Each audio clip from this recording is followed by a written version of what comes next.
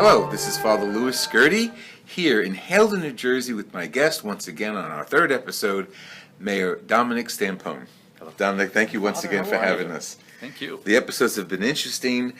We traced your history as a student, your family roots, your appreciation of Italian, of course. We didn't say anything in Italian. We did not yet. Oh, parla italiano adesso. Mi piacerebbe molto parlare italiano con lei. Grazie.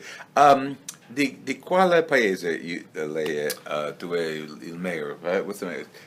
Sindaco. Sindaco. He knows Italian much better than I do, but go That's ahead. not true. Sono il sindaco del paese di Haledon, qui a Passaic County, nello stato di New Jersey. E come si chiamano i parenti, i tuoi genitori? I miei genitori si chiamano Angelo e Margherita Stampone. Oh, Margherita come la regina Come la di regina Italia. Margherita, sì. Bene, bene.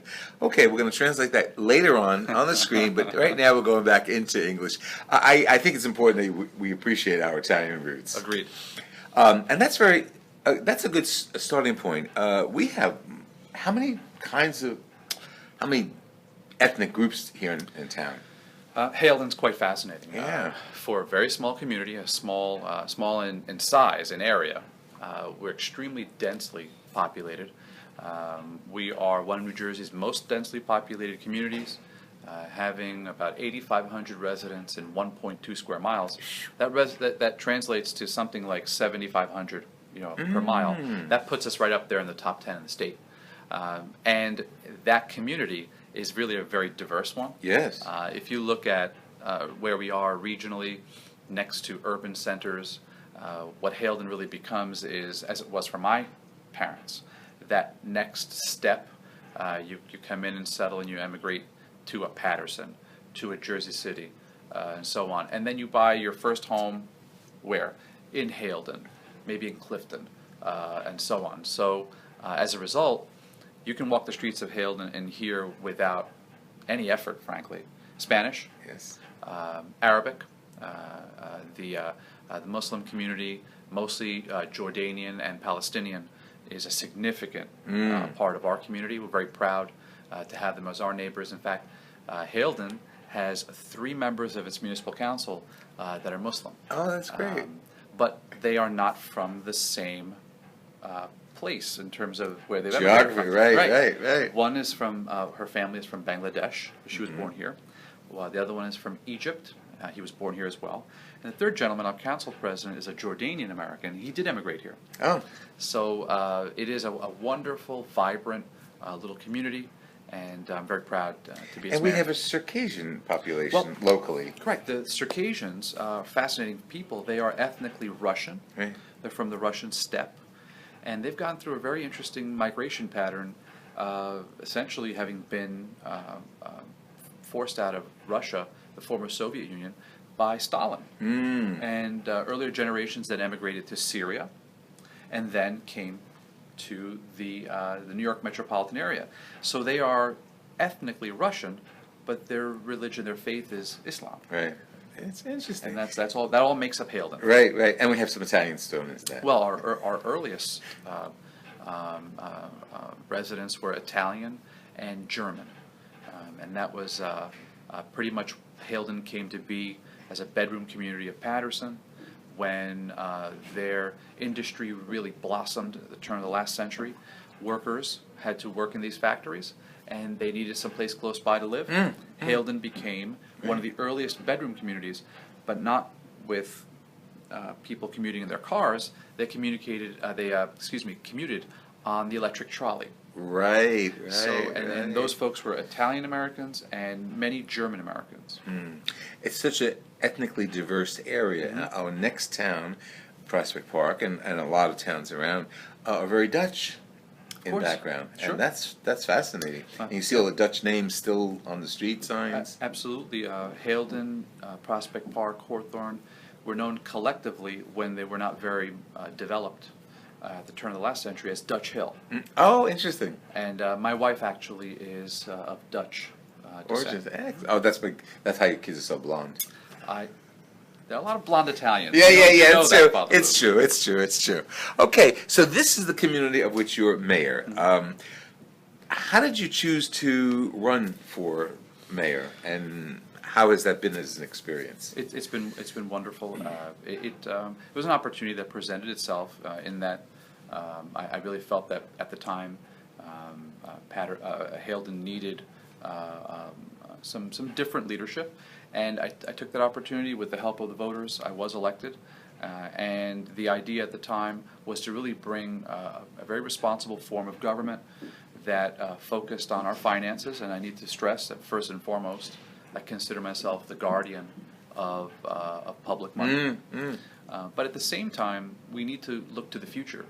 I think that one of the things about being a very young country is that we tend to not really see that we're going to be around for a very long time. Right. And you need to invest in infrastructure. Right. You need to make sure that what you're leaving for future generations is a place that is safe, that is easy to travel, that the property values are there.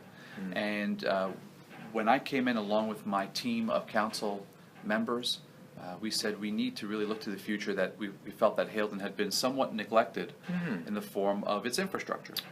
So, and that's really what my purpose for running for mayor was.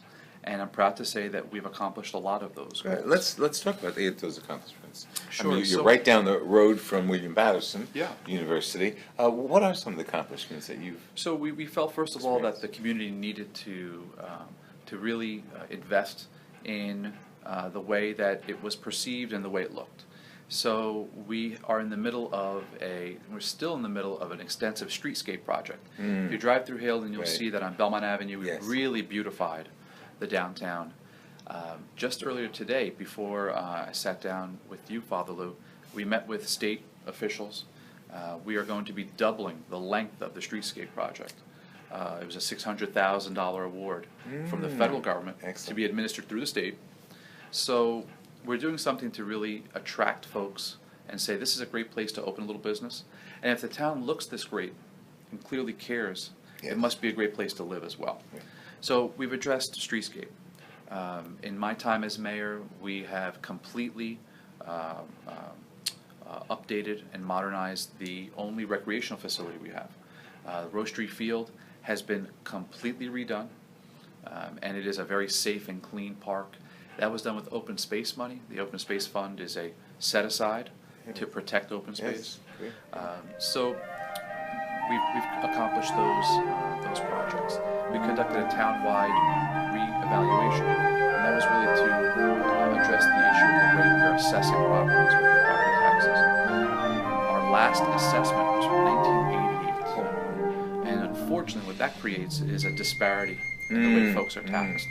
We feel that the reevaluation from 2 years ago has really corrected that and properly reflects what property values are, and folks are paying their fair share of taxes. And that meant that some folks had their property taxes drop, some folks unfortunately went up, but most kind of stayed in the middle. Yes, yeah. And that's an important and potentially politically Hot hot topic. issue, but it needed to be done, Yes. and we've addressed that. We've addressed issues of diversity with our own workforce. In my time as mayor, we've had the first African American council member. We've had the first female police officer. We've had the first Latino police officer. And I think that really it's important that our community, that our workforce reflects the community. Sure. So I'm very proud of that as well. And you became mayor in 2007. Seven. It's I was fascinating. sworn in January 2007. Excellent. Yeah. So diversity and beautification. Yeah, recreation programs. I think that's critical. Some folks see that as kind of an extra, as not one of the basics. And it's true, it's not public safety or DPW and picking up trash and so on. But we need to have diversionary programs that really give our young people a safe place to congregate. Right. Give them a purpose. I grew up playing sports here in Haledon, and I found them to be not only fun, but I then realized that they're really teaching you something as well, working in a team. And what we've done is we've brought in the Wayne YMCA. They'll be administering recreation programs Right. through an arrangement with them. That's great. I'm very proud of that. So I really feel that our our time here has been to address the issues that Haledon had to deal with. Yes, yes. There's a lot still to do, and we have our challenges. There's by no means a rosy picture, because that's just not true. We've suffered, just like most of America, with the Great Recession. We're climbing out of it, but ultimately we need to work together. It needs to be public interest, but it needs to be also private investment. Right. And right, it right. cannot be, once that balance is not there, the community suffers. So I see that as my job, and I'm excited and happy to do it. What are your plans to make the town more university reflective? Well, what we've done is we've met with the university to see if there's a way for the university to actually have more of a face, or an actual physical presence in Haledon.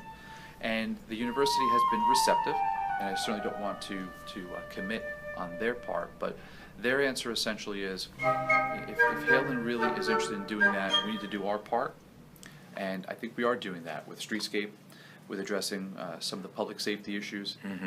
We have a terrific police department that is invested in the community, and I know that the college, and I still call it the college, but the university is very much interested in having that downtown presence. Hemisphere, yeah, So presence. we've talked about things like potential graduate housing, maybe visiting faculty housing, as much as the president has a lovely home in Wayne that the university provides. Right. I would love to have the president actually live in Haledon, and we have some wonderful homes, and that would be a shorter commute for her. So, so we're trying to really draw in the university that way. I know our local businesses do as well. They go up to, they provide certain discounts or Students, other right? other arrangements for their students and faculty. So, and of course, when there are events at the college, we will advertise their events, and they do the same for us. So we're working on that relationship. I think it'll be very fruitful. Excellent. What a way to end our Yeah. tour of the Stampone history. It's been wonderful.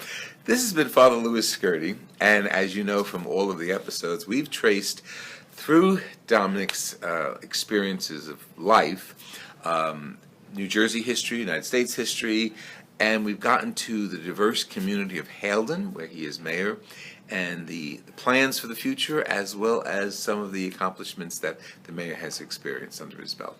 Thank you for joining us, and Mayor, thank you for having us. Father, We thank you. appreciate it. It's a pleasure. And we'll come back Anytime. with another view. Always welcome. Thank you. Grazie tanto. Altrettanti. This is Father Lou Skirty and Mayor Dominick Stampone wishing you peace and blessings. Let me hear from you. Father Lou Skirty at haledon.com. Excuse me, as I'm saying that, I'm thinking Father Lou Skirty at hotmail.com. What is the town web address? The town web address is Haledon Borough, BORONJ.com. Okay? Because I missed my calling. It's Father Lou Skirty at hotmail.com. God bless you. Dominick, Thank you, Father. God bless you. Thank you.